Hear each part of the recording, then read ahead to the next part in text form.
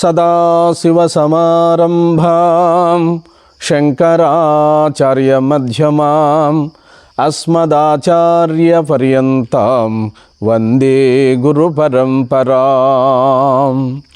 దివ్యాత్మస్వరూపులైన ప్రియ ఆత్మబంధువులారా, మనం కొంతకాలంగా ఈ ఆధ్యాత్మిక ప్రవచనములను జరుపుకుంటున్నాం.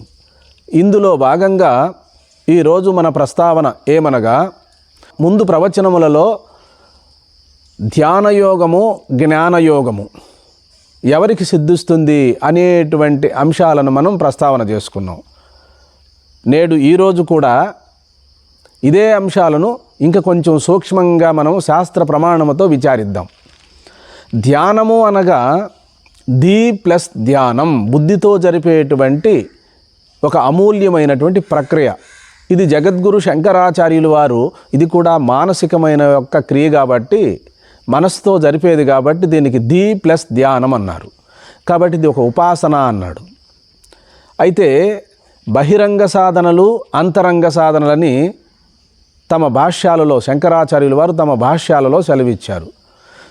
యమము, నియమము, ఆసనము, ప్రాణాయామము, ప్రత్యాహారము, ధారణ, ధ్యాన, సమాధి 4 బహిరంగ భూమికలు, 4 అంతరంగ భూమికలు. జ్ఞాన మార్గంలో బహిరంగ భూమికలు, అంతరంగ భూమికలు. శ్రవణము, మననము, నిధిధ్యాసనము కూడా సాక్షాత్తు సాధనలు, అంతరంగ సాధనలు. ఇవి ముందు ప్రవచనాలలో మనం అనేక మార్లు తమకు నేను మనవి చేసుకుంటూ వచ్చాను. ఇప్పుడు ధ్యాన విషయం. యమము, నియమము, ఆసనము, ప్రాణాయామము, ప్రత్యాహార, ధారణ, ధ్యాన, సమాధి ఇది అష్టాంగ యోగము. బుద్ధుడు, మన మహనీయులంతా కూడా ఈ అష్టాంగ యోగాన్నే సమాజానికి అందజేశారు. అయితే మరి యమము, నియమము, ఆసనము అనే 4 బహిరంగ భూమికలు, ప్రత్యాహారము, ధారణ, ధ్యాన, సమాధి అనే ఈ 4 భూమికలు అంతరంగ భూమికలు. ధ్యానము చేసే ఒక ప్రక్రియ, ఉపాసన. ధ్యానము చేయవచ్చు, యోగము చేయవచ్చు, జపము చేయవచ్చు, ప్రార్థనలు చేయవచ్చు. కానీ చేసే ప్రక్రియలు ఉపాసనలు ఇవి. కానీ జ్ఞానం అలా కాదు. వస్తు ప్రమాణం చేత, వాక్య ప్రమాణం చేత కలిగేటువంటి అద్వితీయమైనటువంటి ఒక సూచన. సద్గురువుల ద్వారా ఆ సూచన ద్వారా మహావాక్యాలు మనకు బోధించే క్రమంలో గురువులు కూడా మరి తత్వం, అసి అనే మహావాక్యాలు బోధించినప్పుడు తత్ అనగా పరమాత్మ, త్వం అనగా జీవాత్మ, అసి అనగా అయ్యున్నావు అంటే పరమాత్మ నీవే అయ్యున్నావు అనేటువంటి సూచన చేస్తారు. ఇవి మరి అంతటి ఏకాగ్రత కలిగినటువంటి శిష్యులు, సాధన సంపత్తి కలిగిన శిష్యులు సులభగ్రాహ్యంగా వాటిని సులభంగా గ్రాహ్యం చేసుకొని వారు స్వరూపనిష్టలోకి వెళ్ళిపోతారు. కాబట్టి ధ్యానం అలా కాదు. ధ్యానం అనేటువంటిది 3 గంటల కాలము తైలధార వలె, ఘంటానాదం వలె, కదలకుండా శిలాప్రతిమ వలె ఒక ఆసనం మీద కూర్చొని ధ్యానం చేయాలి. అయితే ఈ ధ్యానం అనేటువంటిది మధ్యమాధికారులకే చెప్పబడినది. ఉత్తమాధికారులకు మాత్రం శ్రవణ మాత్రేనా జ్ఞానం చెప్పబడినది. వాక్యార్థ విచారణ అధ్యవసాన నిర్వృత్తాహి బ్రహ్మావగతి అన్నారు వ్యాసుల వారు. వాక్యార్థ విచారణ అధ్యవసాన నిర్వృత్తాహి బ్రహ్మావగతి. వాక్య ప్రమాణం చేతనే ఆత్మజ్ఞానం కలుగుతుంది. ఇక ఏమీ చేయనక్కర్లేదు. తాను ధ్యానములాగా ఒక మానసికమైన క్రియ చేయనక్కర్లేదు. చేసే కర్తే మిగిలి ఉండడు, తానే బ్రహ్మమై మిగిలిపోతాడు. కాబట్టి ధ్యానములో అంచెలంచెలుగా మనసును ఏకాగ్రత పరుచుకొని త్రిపుటి రహితమై స్వరూపస్థితిని పొందుతాడు. రెండూ కూడా మరి ఆత్మజ్ఞానమునకు మూల సూత్రములు. కాబట్టి జ్ఞాన విచారణ అనగా ప్రజ్ఞానం బ్రహ్మ, అహం బ్రహ్మాస్మి, తత్వమసి, అయమాత్మా బ్రహ్మ అనే మహావాక్యములు, చతుర్విధ మహావాక్యములు సద్గురువుల ద్వారా శ్రవణ మననాదులు చేసుకొని మరి ఆ పరిపూర్ణ పరబ్రహ్మము తానేనని చెప్పి స్వస్వరూపానుసంధానం చెందుతాడు జ్ఞానయోగి. ధ్యానయోగి పరోక్షంగా, ధ్యానం పరోక్షంగా చేస్తారు. అంటే పరమాత్మ తనకన్నా వేరుగా ఉండాడని ధ్యానం మొదలవుతుంది. ధ్యానం ఎప్పుడు మొదలవుతుంది అంటే జీవుడు వేరు, దేవుడు వేరు, ఆత్మ వేరు, పరమాత్మ వేరు అనేటువంటి దగ్గర నుండి ప్రారంభమవుతుంది ఉపాసన. దీన్నే ద్వైతము అన్నారు. ద్వైతము అంటే రెండు. అద్వైతము అనగా అక్కడ కేవలము తానుగా మిగిలి ఉండడమే.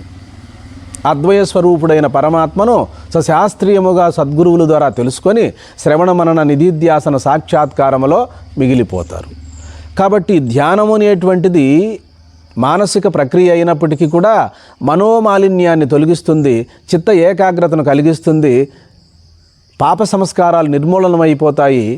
మరి మహర్షి మలయాళ స్వాముల వారు కొండంత కట్టెలను అగ్ని ఎట్లా దహింపజేస్తుందో ఆ విధముగా అనేక జన్మల్లో చేసిన పాప సంస్కారాలన్నీ కూడా ఈ జ్ఞానాగ్ని చేత దహింపబడతాయి.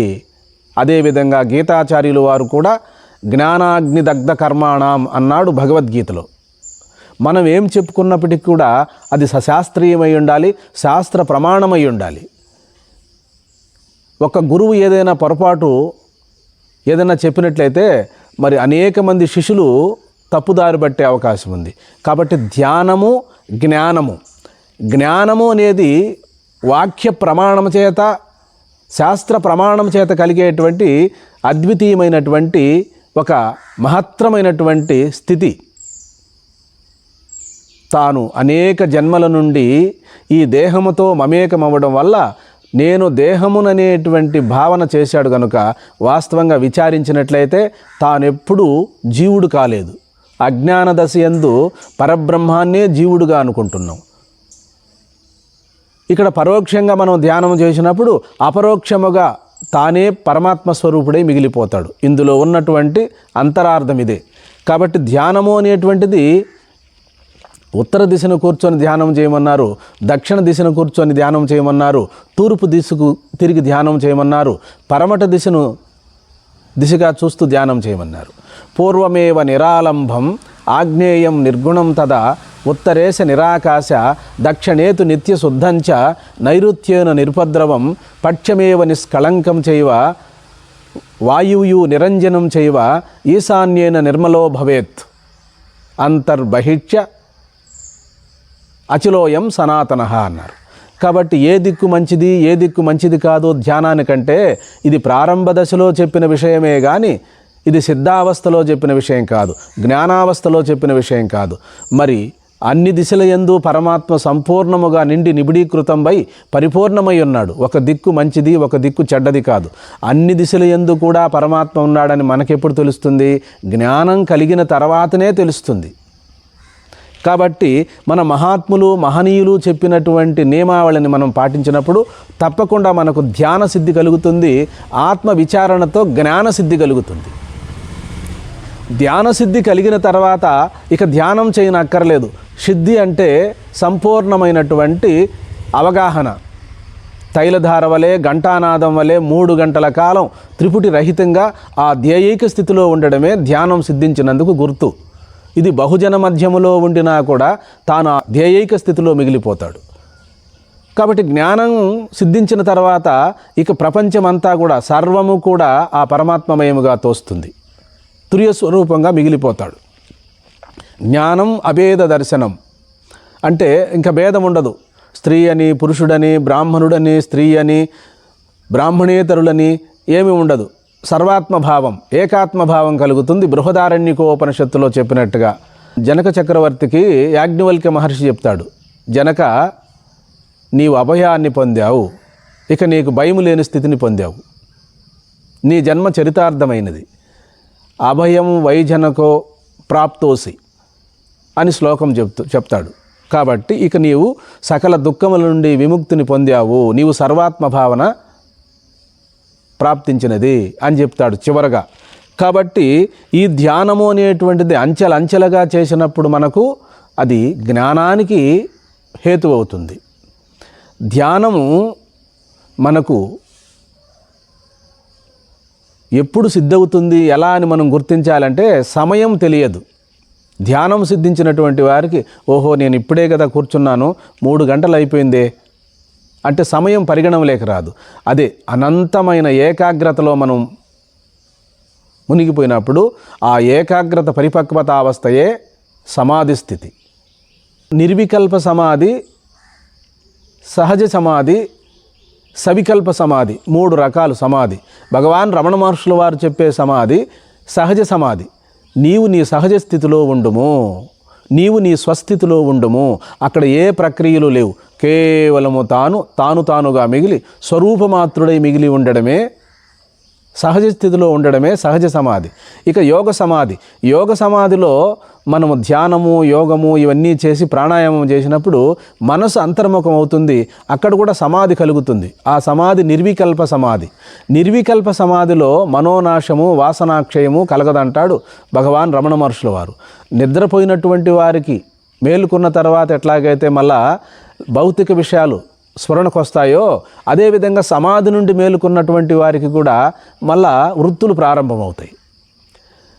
ఇప్పుడు ఆత్మవిచారణతో మనకు గన సమాధి కలిగినట్లయితే ఇక నిరంతర సమాధి, తన స్వరూపమే సమాధి, తన స్వరూపమే తుర్యం అనేటువంటి భావన ఎప్పుడు వస్తుంది అంటే శాస్త్రములను సద్గురువుల ద్వారా కూలాంకషంగా ఆత్మానాత్మ విచారణ చేసుకోవాలి. ఆత్మనగానేమి, అనాత్మనగానేమి, దృక్కనగానేమి, దృశ్యమనగానేమి, క్షేత్రజ్ఞనుడు అనగానేమి, క్షేత్రమనగానేమి, ఇలాంటి విషయాలన్నీ తెలుసుకొని కేవలము ఆత్మస్వరూపుడై మిగిలిపోవడమే జ్ఞానం. దీన్నే జ్ఞానయోగము అన్నారు. ధ్యానయోగం అనేటువంటిది ఉపాసన. జపము చేయడము, ధ్యానం చేయడము, యోగము చేయడము ఇవన్నీ కూడా ఉపాసనల కిందకు వస్తాయి. ఇదంతా బహిరంగ సాధనల కిందకే చెప్పారు. మరి జ్ఞానం అనేటువంటిది మరి వాక్య ప్రమాణం చేతనే మనకు అనుభవానికి వస్తుంది. ప్రజ్ఞానం బ్రహ్మ, అహం బ్రహ్మాస్మి, తత్వమసి, అయమాత్మా బ్రహ్మ అనే మహావాక్యముల యొక్క అంతరార్థాన్ని సద్గురువుల ద్వారా శ్రవణం చేసినప్పుడు తానెప్పుడు పుట్టను లేదు, తానెప్పుడు మరణము లేదు, తాను అద్వయ స్వరూపుడైన పరిపూర్ణ పరబ్రహ్మమే నేను అనేటువంటి అపరోక్షానుభూతి కలుగుతుంది. అటువంటి వారికి ఇంకా జ్ఞానం సిద్ధించినట్లే. వారెప్పుడూ కూడా ఎటువంటి దుఃఖానికి కానీ ఎటువంటి బాధలకు కానీ చెలించకుండా ఆత్మస్వరూపులై ఆత్మనిష్టలో మిగిలిపోతారు. పరానిష్ట అన్నారు. పరానిష్ట అంటే అన్నిటికీ తర్వాత ఈ సర్వము మనసుతోటే ఉన్నది. మనోమయం జగత్తు. ఇవంతా కూడా మనసుకు సంబంధించిన విషయమే. పరానిష్ట అంటే ఇక కేవలము చిట్ట చివరగా తాను పొందవలసినటువంటి స్థితి ఏమిటి? తాను పరమాత్మ తప్ప రెండోది కాదని సుస్థిరుడై మిగిలి ఉండడమే పరానిష్ట.